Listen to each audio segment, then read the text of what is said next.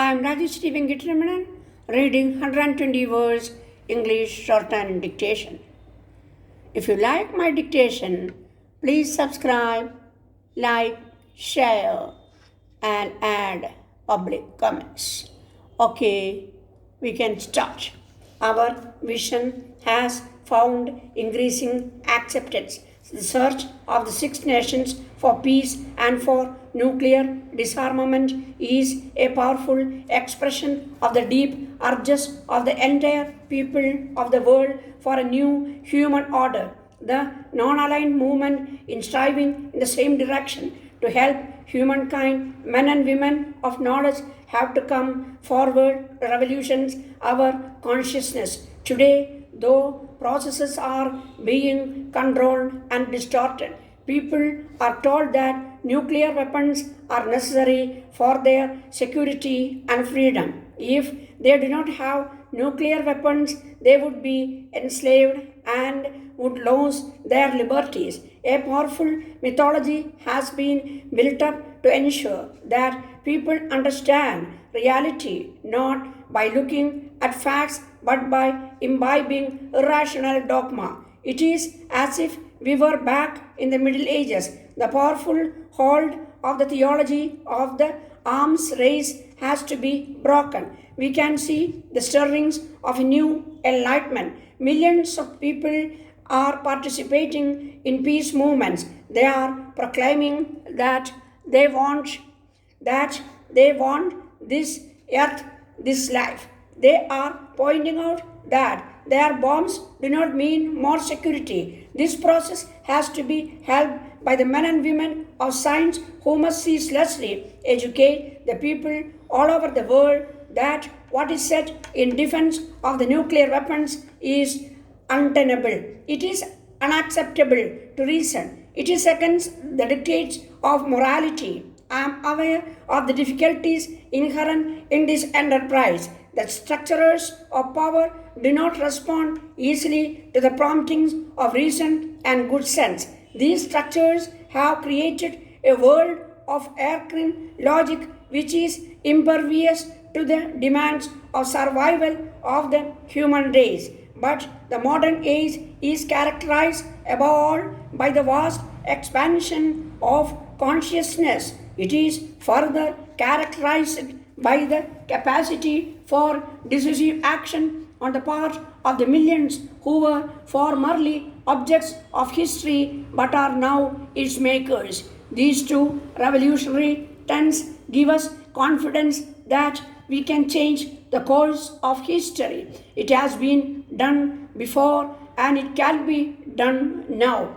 We have the experience of our own freedom struggle where we challenge the mightiest empire on earth. It is this faith in the power of non-violence that has sustained us in India in working for peace, disarmament and development. I applaud the efforts the World Federation of Scientific Workers has made to oppose the misuse of science and technology and to bring together scientific workers from all countries to work for a new and better world.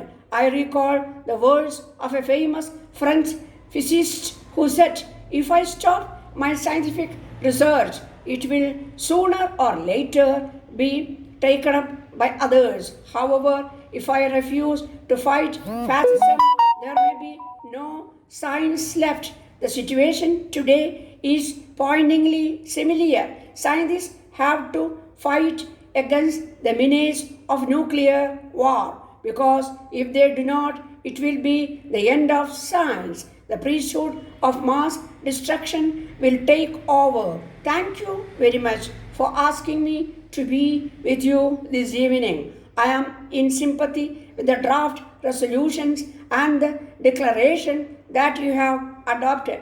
Your deliberations here will help the cause of peace. They will also help the developing societies that better understand the role of science and technology in promoting development and human welfare. Dear comrades, each employee in our office has been subjected to one or the other type of harassment during the last 3 years tenure of our local manager. Particularly, class 4 employees are the worst hit, and many of our members have suffered untold miseries at the hands of the local manager. Many lady employees have been treated shabbily. The managing committee of Reserve Bank Employees Association staged a dharna on 20th August 1987 to protest against the high-handed attitude of the local manager on certain local issues. The manager, instead of settling the issues peacefully and amicably, has resorted the terror tactics and has suspended 3 office bearers of Reserve Bank